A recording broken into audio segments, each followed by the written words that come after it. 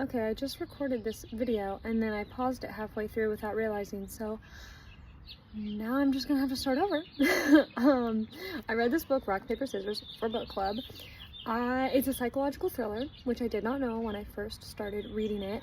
I was actually under the impression that it was a real just person talking about how this issue that their husband has of not being able to recognize people's faces affected their marriage. And so at the beginning reading this, I was like, oh wow, that's crazy that he's got that issue where he can't recognize people's faces. And then she goes on to talk about how her husband is a famous screenwriter adapting novels for movies, and she said, you know, probably movies that you've seen. And I thought, oh, I wonder if I've seen any of the movies that he's written. Let me look that up. So I looked it up and started getting all these search results that weren't really making sense. And then when it got to the part in the book where they reached the spooky chapel, I realized, okay, this is all pretend. This is not a real, this is a fictional story. It made a lot more sense. Something that I liked about this book is that it's told from the perspective of 3 different characters, and one of the characters, you get letters that they've written throughout the year, the wife, and that kind of tells about the stages that their marriage has gone through over the years. Their anniversary letters.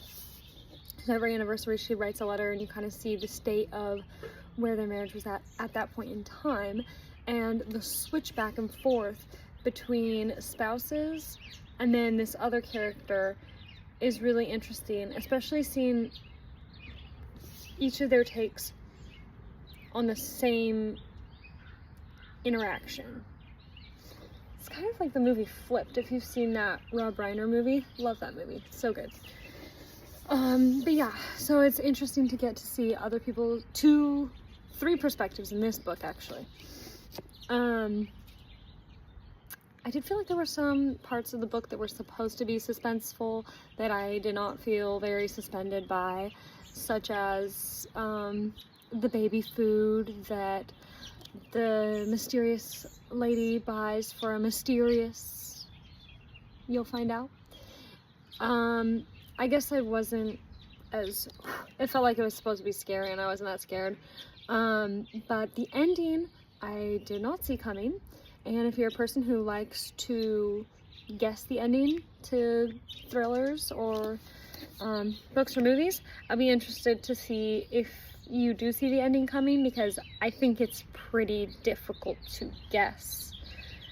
You know, sometimes in books or movies, I feel like there's little hints given that if you can pick up on the hints, you can figure out the ending before it's all revealed. I guess I'd have to read it again to see if there were hints, but I really did not notice any. It was a fun book to read. I read it pretty quickly. I recommend it. Sure, why not? It wasn't my favorite book that I've ever read. I don't know if I've ever read a psychological thriller before. But it was fun. It talks about marriage a lot. And I think it really hits on this point that it's so important to keep your marriage in a good spot, even if it isn't easy, because as the husband says at one point in the book, you cannot unscramble an egg once the omelet is made. And so, you know,